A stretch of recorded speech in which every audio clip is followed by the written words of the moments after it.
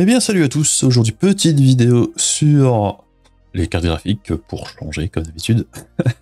On a eu quelques nouvelles infos sur la 3060 Ti.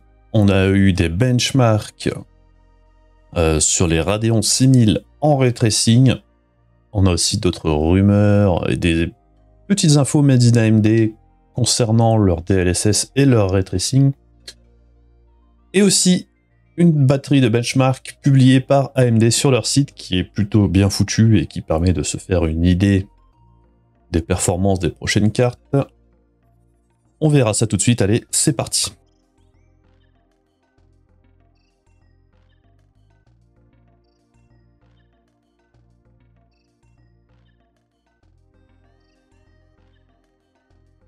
Alors, première info en provenance de Videocards, comme bien souvent.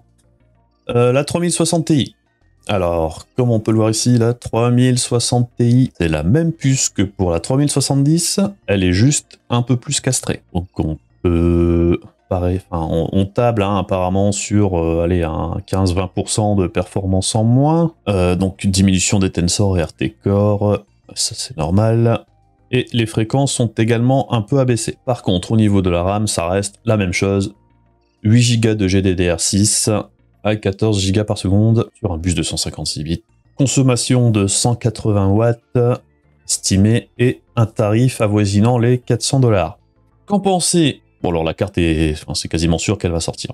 Elle a déjà été annoncée plus ou moins. Sortie d'ailleurs le 17 novembre, c'est la nouvelle info. Intéressant, tout en sachant que le lendemain c'est la sortie des cartes d'AMD, les RX 6000. C'est un concept intéressant, hasard du calendrier encore une fois. C'est de bonne guerre. Par contre, je pense que la carte en elle-même devrait avoisiner les performances de la 2080 Super, voire légèrement mieux. Pas de grande surprise. Je pense qu'avec un petit overclock, si c'est faisable, encore une fois, sur cette génération d'NVIDIA, ce qui pose vraiment souci, c'est le cap au niveau de la consommation, et que ça limite la montée en fréquence et la stabilité de la carte, puisque souvent, elle se réadapte pour consommer ce qu'elle est autorisée à consommer dans son enveloppe thermique. Je ne sais pas si c'est clair, mais en gros, il y a une limitation assez artificielle dans le BIOS qui fait que, au-dessus d'une certaine consommation, la carte redescend où elle va pas au-dessus. Donc voilà pour les cartes NVIDIA. Pas d'infos en plus sur les 3080 Ti ou les 3070 Ti. On verra plus tard si ça se décoince. Ensuite, AMD. Alors AMD a mis sur son site un outil de benchmarking avec des résultats. Alors oui, c'est du made in AMD. L'outil est pas mal foutu. Alors on a par contre le détail de la config utilisée. Donc on a un Ryzen 9 5900, donc c'est le 12 core, 16 Go de DDR4 3200 MHz, carte mère une X570. Bon, au niveau des drivers, peu importe. Par contre, au niveau du BIOS, le Smart Access Memory est activé. C'est important, oui et non. Alors le Smart Access Memory, pour rappel, on l'a vu dans la dernière vidéo, c'est une techno quand on a une carte mère, un processeur et une carte graphique de dernière génération chez AMD, eh bien on a un petit boost de performance parce que le processeur a accès à une partie de la mémoire graphique et donc apparemment ça permet une petite amélioration entre 3 et 10% dans le meilleur des cas selon les jeux. On verra que, par exemple, fin de mémoire, c'était Forza Horizon 4 dans les slides d'AMD qui ont bénéficié le plus, ça se retrouve dans ces résultats ici. Alors, je sais qu'il y en a qui râlent parce que du coup, ils disent oui, mais c'est pas juste parce que les cartes d'NVIDIA n'en profitent pas. Ça donne des... Tout le monde n'aura pas cette config-là. Par exemple, les gens qui sont sur Intel au niveau des processeurs, ceux qui ont des anciens Ryzen ne bénéficient pas de cette nouvelle techno. C'est vrai. À côté de ça, c'est un avantage de l'écosystème AMD, du coup, qui sont les seuls à pouvoir proposer un GPU, un CPU avec une carte mère, vraiment au top des performances. Et le fait que ça propose un petit boost en plus quand on a vraiment tout le matos AMD, ça ne me gêne pas plus que ça que ce soit inclus dans les benchmarks. Par contre, il est important de le préciser. C'est précisé, on le sait. On sait que c'est grosso modo 5, on va dire en moyenne 5%. Alors oui, ça les met en valeur sur ces benchmarks. Ça peut parfois les mettre vraiment en valeur, mais les graphiques, ça reste des graphiques. Ça peut paraître important sur les graphiques, mais on verra qu'au niveau des FPS, au final, ça change pas grand-chose. Donc en réalité, ce qu'on est en train de voir là au niveau de l'évaluation des performances, je ne pense pas qu'AMD bullshit. Ils ont changé hein, l'équipe de marketing complètement depuis l'ère Vega et compagnie, où là c'était un peu la fête du slip, c'était n'importe quoi, du hype à mort pour au final des performances décevantes. Bon, de toute façon on a bien vu ces dernières années que leur communication, que ce soit au niveau des GPU sur l'ancienne gen, les 5700 XT, sur les processeurs et maintenant sur RDNA 2, c'est beaucoup plus carré, ça paraît beaucoup moins mytho quand on met tout bout à bout.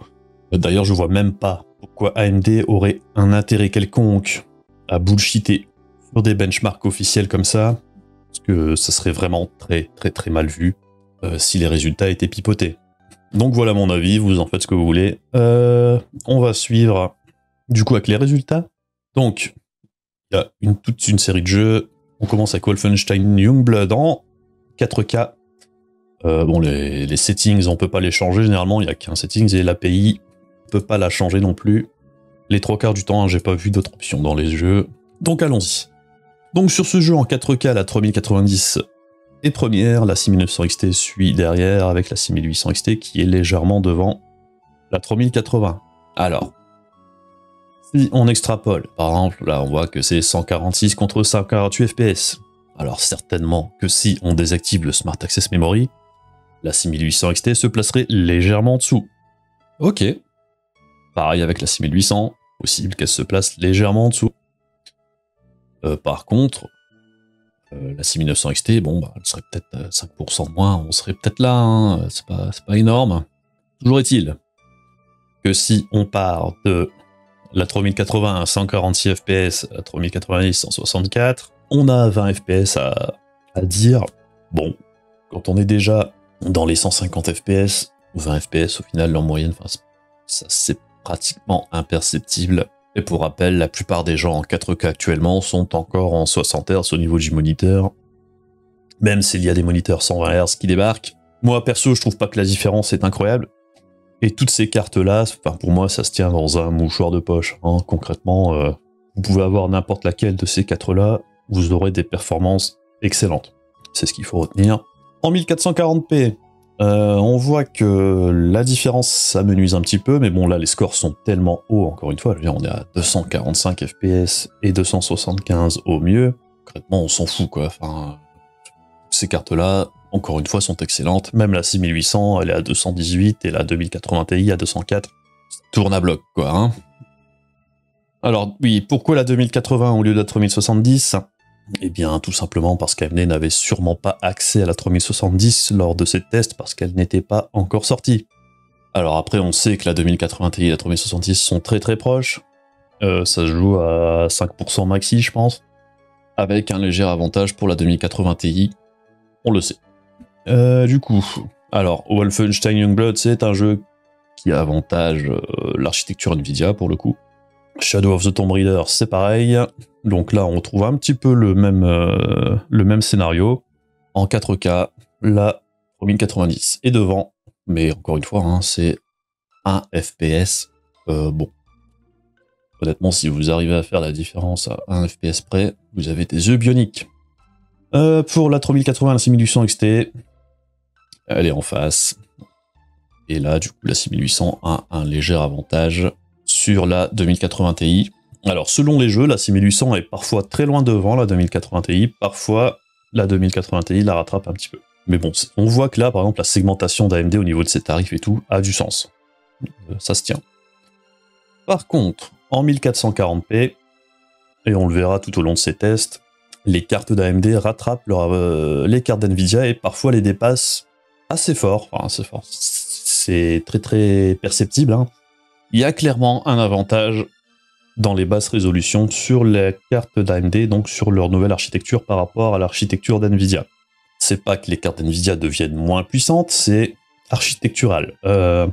En gros, l'architecture de Nvidia sur Ampere est une architecture hybride entre carte professionnelle et carte de gamer. Alors ça en fait une très bonne carte polyvalente, ça en fait une très bonne carte en gaming comme en applicatif, mais de par son design, donc l'ajout de tous ces nouveaux corps là qui ne sont pas... Enfin, le doublement n'est pas total en fait. Donc il y a une partie de ces corps qui se tournent les pouces à basse résolution, ce qui n'est pas le cas en 4K du coup. En 4K, tous ces corps sont mieux exploités en jeu qu'en 1440p.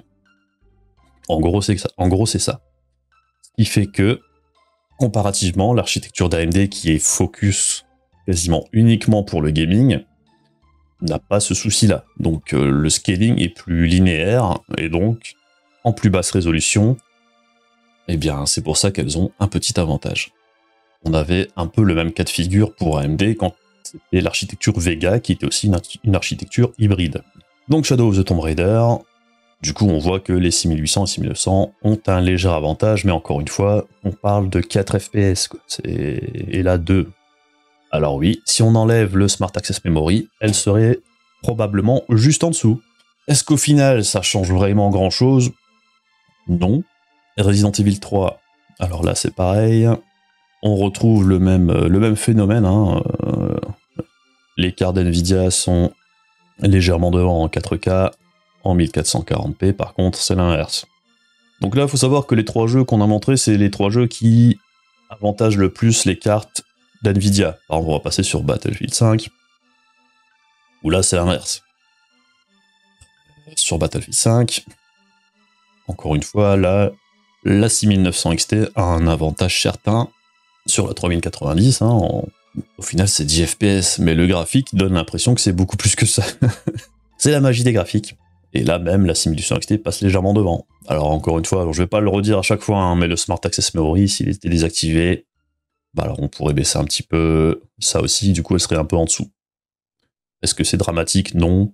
On tournerait toujours entre 110 et 120 FPS. En 1440p, là on voit encore une fois que l'architecture du coup d'AMD est avantagée en plus basse résolution, puisque même la 6800 tout court talonne la de 3090 de 4 FPS, et du coup la 6800 et 6900 XT sont quand même, un petit avantage de 20 FPS.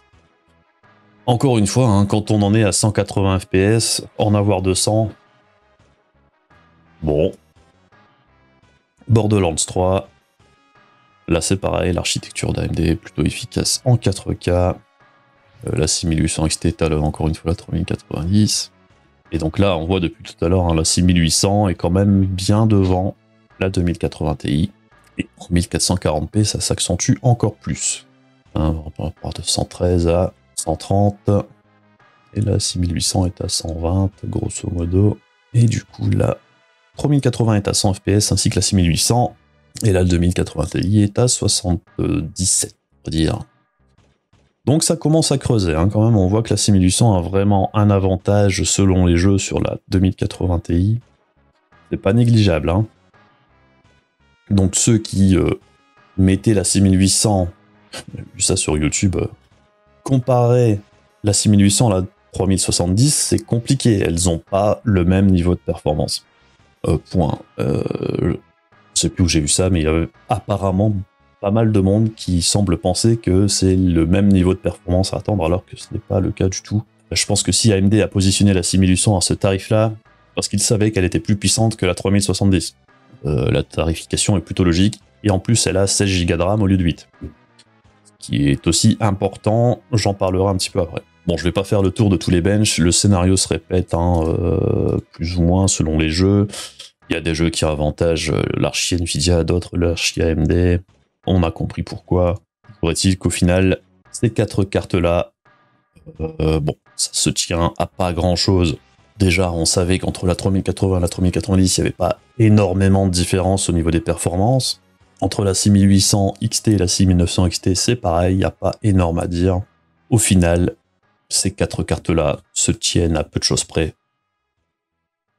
C'est plus ou moins le même niveau de perf, voilà. avec un petit avantage aux cartes les plus chères. Donc bon, qu'est-ce qu'il faut retenir? Ben, c'est qu'au final, que l'on achète une carte Nvidia ou AMD, on aura d'excellentes performances en 4K et en 1440p, et ce sont des performances comparables en rasterisation. Je pense pas que cela change. Je veux dire, ok, c'était benchmark made in AMD, mais tous les autres benchmarks qu'on a eu de sources tierces vont dans le même sens. Donc bon, et que ce sont des cartes relativement équivalentes en performance brute. Je reviens vite fait sur la 3070 et ses 8 Go de RAM. Il y avait des tests intéressants chez Hardware Unboxed il y a quelques jours, où on voyait déjà que la 3070, avec ses 8 Go de RAM, pouvait déjà avoir des petits soucis de RAM sur Watch Dogs Legion, par exemple. Ça fait mal pour une carte qui vient de sortir. Du coup, elle est quand même un peu limite au niveau de la RAM. Et c'est vraiment un des gros reproches que je ferais sur l'architecture d'NVIDIA sur Ampere, c'est que au niveau de la RAM, c'est un peu limite. 8 Go pour une carte qui vise le 1440p, c'est ok, mais c'est limite. 10 Go pour une carte très orientée 4K, ça suffit pour le moment, mais c'est limite. Je pense que d'ici 1 an ou 2, ce serait pas déconnant de voir les cartes AMD de cette génération-là légèrement avantagées du fait du manque de RAM sur les cartes d'NVIDIA. Alors, il faut le garder à l'esprit. Ensuite, c'est aussi une histoire de combien de temps vous voulez garder votre carte graphique. Si vous changez à chaque génération, et il faut savoir que chez AMD comme chez NVIDIA, la suite arrivera assez vite, beaucoup plus vite que la dernière fois. On parle déjà de fin d'année prochaine, donc ça va pas traîner. Et je pense que comme maintenant, il y a un retour de la concurrence, NVIDIA ne va pas se gêner pour empiler tout de suite derrière aussi. Donc faites attention, les cartes les plus chères vont décoter très vite, et on n'aura plus le même cas de figure que pour la 2080 Ti ou la 1080 Ti, à mon avis. Pour le moment, ces histoires-là, c'est fini. On ne gardera pas nos cartes graphiques 2 ans sur le très haut de gamme. Donc si vous faites un investissement, gardez à l'esprit qu'elle peut décoter très rapidement. Donc voilà, alors ensuite on va passer justement à des benchmarks en provenance de Chine. Ça vaut ce que ça vaut. Apparemment, il y a quelqu'un là-bas qui a déjà une 6800, il donne son résultat sur TimeSpy. Donc on voit qu'avec un R5 3500X, ce sont des processeurs qui n'existent pas en Europe, qui sont uniquement destinés à la Chine. Je sais plus les specs. Au niveau du performance GPU, ce qui est le plus important, on voit que la 6800 a un score environ 20% plus rapide que la 3070. C'est ce qui était attendu. C'est ce que l'on a retrouvé dans les benchmarks juste avant. Consommation de 250 à 280 watts. C'est plus ou moins exactement ce à quoi on s'attendait. Par contre, ensuite, on avait des résultats en ray tracing qui ont été un peu plus clarifiés là par WCCF Tech. Donc où on voit par exemple que sur Tomb Raider, donc là en 2440p ou en 3440p, je sais pas. Je préférais qu'ils mettent 1440p ou 3440 que WQHD. Mais bref. On voit que la 6800 se situe légèrement devant la 2080 Ti et la 3070. C'est un peu ce qui était attendu. Le ray tracing sur la série 6000 est apparemment 15-20% meilleur que sur la 2080 Ti. Par contre, il est aussi petit 30%, un bon 30% derrière par rapport à Ampere. Si on ajoute à ça le DLSS sur ce jeu, bah on voit que du coup, la 2080 Ti et la 3070 passent devant. Alors après, il faut savoir que sur Tomb Raider, par exemple, le DLSS 1.0, c'était pas la folie non plus. Par contre, hein, du coup, on voit que en 4K, c'est pareil, il y a quand même un bon petit 5 FPS en plus pour la 6800. En 4K Ultra avec RT en high, c'est pas négligeable, mais c'est pas non plus incroyable. Donc c'est, je dirais, comparable dans les grandes lignes à ce qu'on avait sur la 2080 Ti et la 3070. Alors la 3070 dans l'histoire, je vois aussi beaucoup de trucs qui circulent sur les performances en ray tracing de la série 3000. N'oubliez pas que la 3070 en ray tracing a des performances légèrement inférieures à la 2080 Ti. Les seules cartes qui ont vraiment des performances meilleures que la génération 2000, c'est les 3080 et les 3090. C'est dommage, mais c'est comme ça. Sur Les nouveaux corps ray tracing d'NVIDIA sont peut-être plus performants que les anciens, puisqu'il y en a moins sur les nouvelles cartes, mais il y en a tellement moins sur la 3070 qu'elle passe derrière la 2080 Ti. Enfin, je vois beaucoup de ça sur les forums et tout ça. La 3070 en ray tracing, elle est loin d'être incroyable. Donc du coup, ça fait que la série 6000, elle est sur la 3e marche du podium. On a la 3090, 3080 devant. Par contre, la 6800 est juste derrière. Le ray tracing, on en est vraiment au tout début. C'est un argument oui et non. Enfin, moi, je sais que pour moi, le ray tracing, c'est mignon. Si on prend l'exemple de Watch Dogs Legion qui vient de sortir, bon, il y a 3 flaques d'eau, 4 reflets qui se battent en duel. Alors c'est sympa, je trouve que même des fois c'est moins beau que la version sans ray tracing au niveau des reflets. Mais bon, j'ai jamais vu de flaque d'eau qui reflétait des lumières à ce point-là, ou des panneaux en verre non plus, hein. C'est complètement aberrant, les voitures encore moins. Les voitures chromées partout, j'ai jamais vu ça, hein. Alors c'est sympa, c'est des nouveaux effets. Quand on les voit, on observe, on dit ah ouais, c'est mignon, mais au final, est-ce que ça change vraiment que ce soit pas vraiment. Et quand on est en mouvement, je dirais qu'on fait même plus attention, quoi. Donc ça, c'est l'utilisation, je dirais, gadget du ray tracing. Comme les ombres en ray tracing, les 3/4 du temps, ça sert pas à grand chose. C'est des petits détails, mais vu le coût en performance pour le peu de gains visuels, pour moi, c'est pas encore intéressant. Ça deviendra intéressant, et c'est surtout intéressant pour les développeurs qui n'ont plus à gérer certains effets, puisque du coup ça se fait automatiquement. C'est surtout un gain de temps pour les développeurs sur la durée. Donc je pense qu'à terme, les développeurs s'emmerderont plus trop à optimiser les jeux et à utiliser des effets un peu cheatés pour faire, par exemple, les reflets et tout ça, et on va dire, bah hop, hop, on balance juste le ray tracing, pas le taf, on n'a rien à faire. On n'y est pas encore, mais c'est ce qui finira par arriver. Et pour l'illumination globale, c'est pareil, c'est un gain de temps énorme pour les développeurs qui n'auront plus à s'emmerder à créer de la lumière artificielle dans chaque recoin de leur map quand ils créent le jeu. C'est surtout ça, c'est surtout à ça que ça servira, et c'est justement en illumination globale que le ray tracing a le plus d'intérêt, mais c'est pas ce qui est utilisé les 3/4 du temps, à part sur certains titres. Pourquoi le ray tracing est le plus impressionnant sur Minecraft et par exemple Quake 2? C'est parce que c'est des jeux très légers pour le matos, et même pour des jeux légers comme ça, on voit la chute de FPS vertigineuse qui s'opère quand tous les effets de ray tracing sont activés. Ce sera pas pour tout de suite pour les gros jeux, hein, faut pas se leurrer, on n'y est pas encore du tout. Donc bon, le DLSS, j'en parlerai juste après justement. Donc pour le DLSS, c'est pareil, oui, ça aide les performances en ray tracing actuellement. L'upscaling, c'est un peu une techno hyper intéressante. Quand c'est bien fait, on sait que ça servira de plus en plus pour la 4K et la 8K, ça permet d'alléger la charge pour les GPU, c'est super.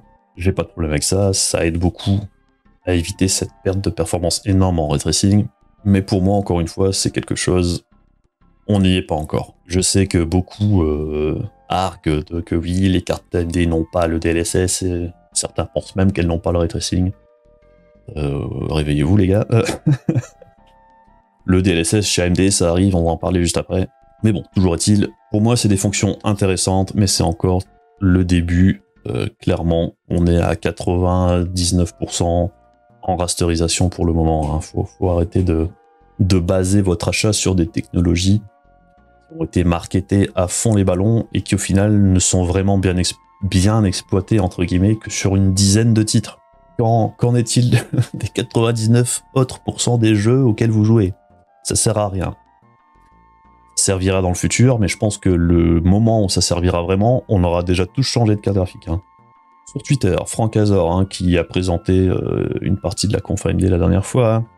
Donc quelqu'un lui demandait, Frank, on a des questions qui n'ont pas eu de réponse, hein, sur le ray tracing et l'upsampling.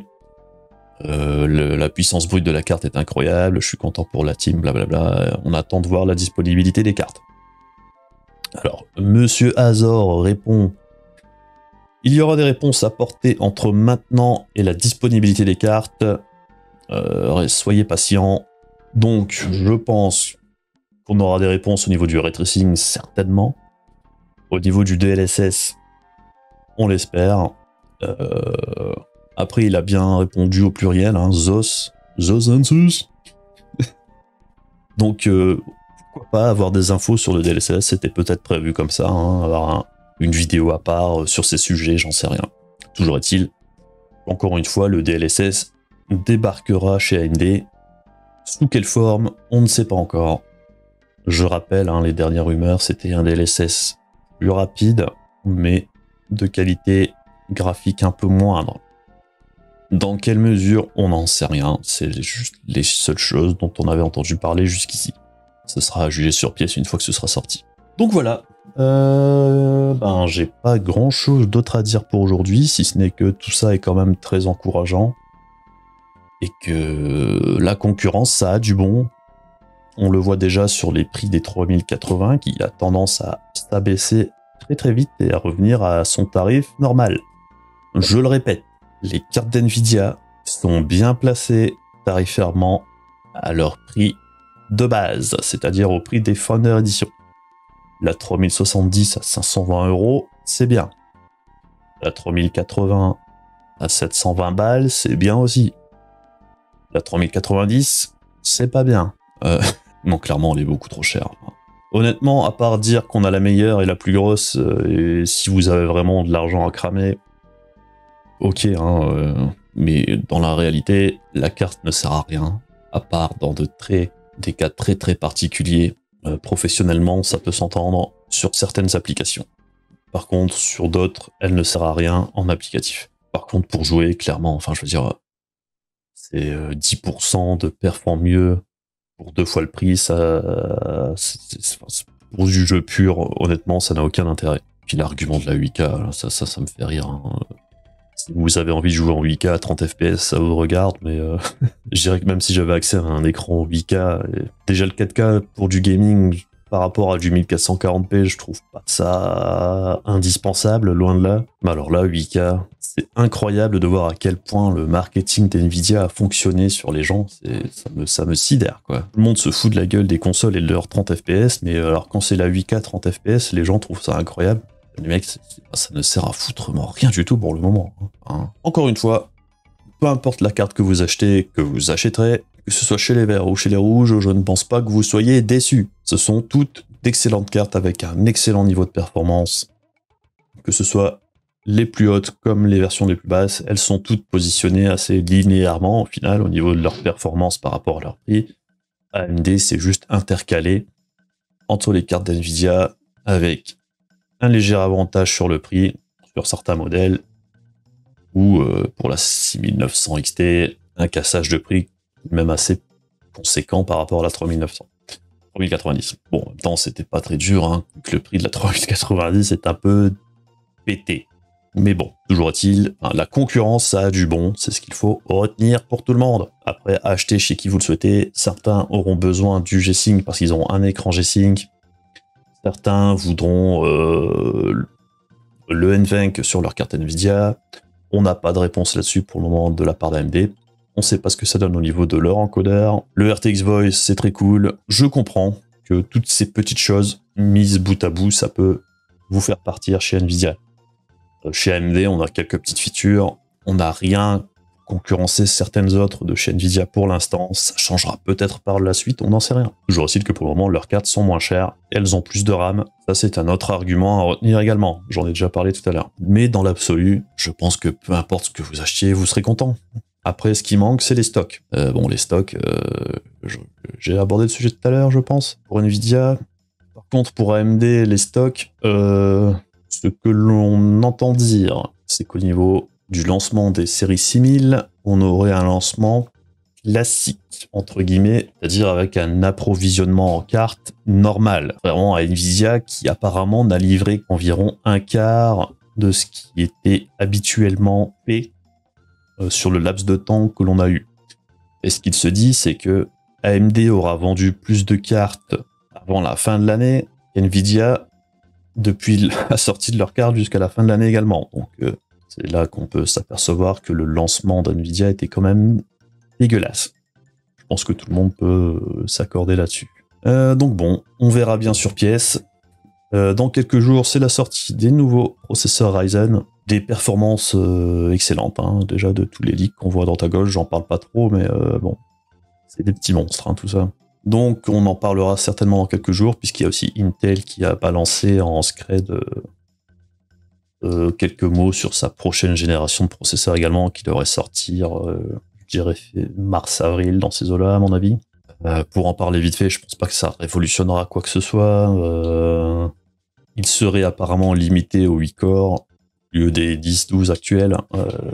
Par contre, ces corps seraient évidemment plus puissants, mais pas au point de concurrencer les nouveaux Ryzen. Faut occuper le terrain, je comprends. Par contre, il y aurait un up au niveau des cartes mères, je sais plus. Il faudra que je me renseigne plus là-dessus. J'ai juste survolé un petit peu l'annonce. On en parlera plus tard. Des processeurs. Donc bonne journée, à la prochaine. J'espère que cette vidéo vous a apporté quelques infos. N'hésitez pas à poser des questions si vous en avez. N'hésitez pas à venir faire coucou sur le stream si vous voulez aussi me poser des questions. Vous serez toujours les bienvenus. On discute de temps en temps de matos dans la bonne humeur et la bonne ambiance, en disant des conneries en même temps. Voilà, allez, à la prochaine, salut.